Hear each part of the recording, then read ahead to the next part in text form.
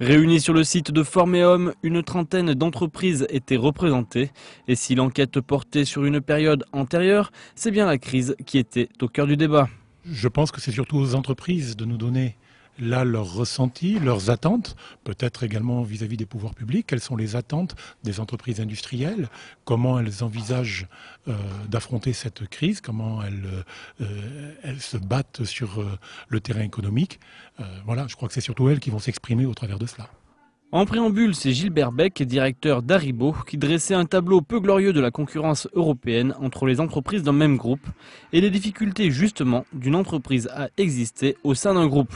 Les chiffres que présentait l'INSEE étaient d'ailleurs assez précis à ce sujet. Il y a par exemple des statistiques où on nous dit qu'il y a X pourcentage d'entreprises qui dépendent, 24% je crois, d'entreprises qui dépendent d'un groupe étranger. Des chiffres qui concernent seulement les entreprises de la région. Ces derniers seront très utiles pour mesurer l'impact de la crise économique que nous traversons actuellement.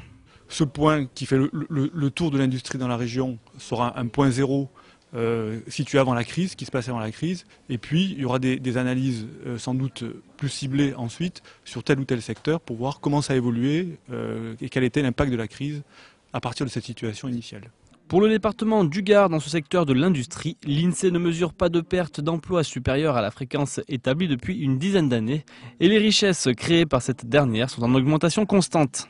Une analyse qui indique le dynamisme économique de ce secteur d'activité. Cela ne signifie pas pour autant que la crise épargne les entreprises de la région, mais simplement qu'elle arrive en décalé.